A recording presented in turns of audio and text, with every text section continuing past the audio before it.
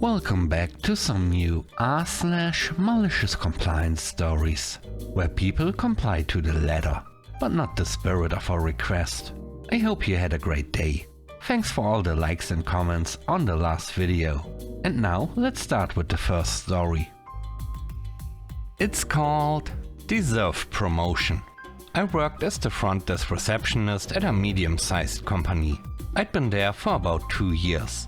Officially, my job was answering phone calls, but in reality, I quietly fixed tech issues, helped schedule meetings, proofread reports, whatever needed doing.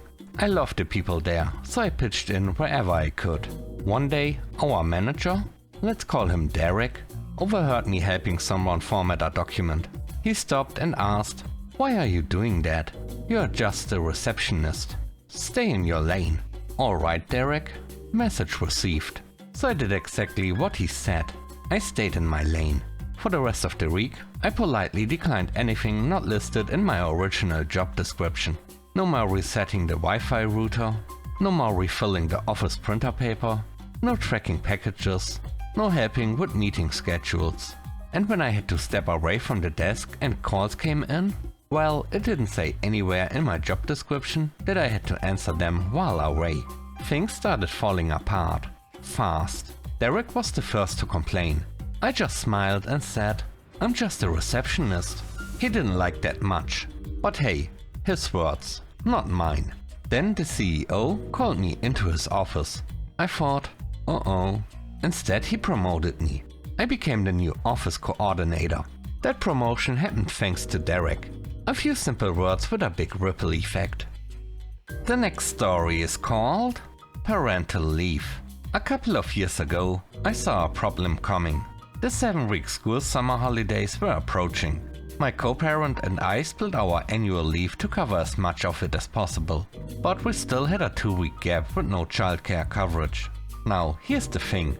Our kids were at the delightful in-between stage. Old enough to entertain themselves, but still too young to be left home alone for 10 hours a day. Basically, not babysitting material, but definitely still needed a warm body in the house, just in case. So I did the responsible adult thing. I submitted a formal work from home request 4 months in advance. I explained the situation clearly, gave them specific dates, even included a list of tasks I'd been working on. I made it as easy as humanly possible for my boss to say yes. But no, of course not. That would be too simple. Instead, I get called into a meeting. My boss, who just for context has no wife and no kids, puffs himself up and says, "I'm not approving this. Your job can't be done from home." Cue blinking.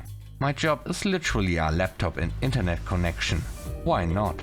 Because you're an office-based employee. Like that's some unbreakable vow, not just a line on the org chart. I explained again. Short-term request, workload under control, real-life childcare situation. Still nope. He tells me if I can't come in, I'll have to take unpaid parental leave. Cool, if that's how you wanna play it, let's play. So I took the unpaid leave, stacked it with my annual leave. I was out for 5 full weeks. No emails, no meetings, no quick check-ins, work phone off, laptop in the cupboard, nothing. Fast forward to my first day back. My inbox looked like it had survived a natural disaster. Missed deadlines, dropped balls, confused messages asking, who was supposed to handle this? Spoiler, it was all me, because no one else does what I do. Boss is furious. He storms over and says, "I thought we'd agreed you'd stay on top of emails so you wouldn't come back to a mess." I just stared at him. Wait, you said my job couldn't be done from home, and I was on unpaid parental leave. That means I wasn't working at all, per your instructions. Remember? He did not like that. But hey, you made the rules, buddy. I just followed them. Exactly. Maliciously. Compliantly. The third story is called Scrub Harder. This happened years ago when I worked as a dishwasher/janitor at a bakery. Basically, my entire job description was clean stuff. One day, someone spilled raspberry filling everywhere. It had ripped down the wall underneath the hand washing station. Sticky, bright red. It looked like a crime scene. My boss saw it and asked me to scrape off the excess and sanitize the wall. No problem. I did exactly that. Now, here's the thing about raspberry filling. It is not normal food. It's like it's secretly radioactive. It stains everything. So when she came back and asked why there was still a stain on the wall, I explained very calmly, the paint's already stained. If I scrub any harder, I'll take the paint off. And even then, the wall underneath is probably stained too. Her response? Scrub harder. Okay, if you insist. So I did. I scrubbed that wall like my life depended on it. I scrubbed until the paint literally came off. Then I scrubbed the wall underneath for good measure. Guess what? Still stained.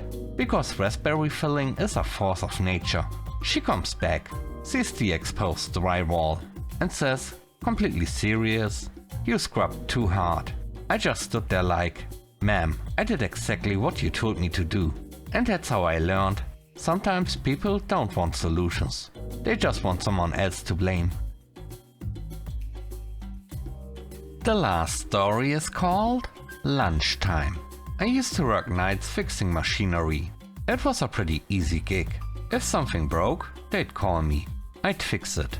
Simple. The only issue? Machines don't break on a schedule. They just break whenever they feel like it. So my routine got a little flexible. Sometimes I clock out for lunch just before the end of my shift, then clock back in and immediately clock out again to go home. Most nights were slow, so I could eat whenever I wanted. But sometimes I'd get called right in the middle of lunch and I'd go fix the machine. I'd even microwave my food 4 times in one night before I finally got to eat it. Apparently, that was a problem. One day I got pulled aside. My boss yelled at me, "You can't work during your lunch. You have to take a full 30-minute break, off the clock, at a scheduled time." So I calmly brought up something from years ago, when I worked another job at the same company.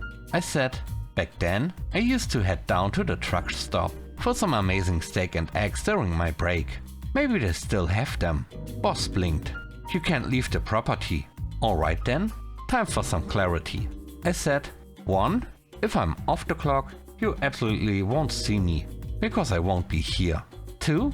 In 10 years I've never had a scheduled lunch. Ever. 3.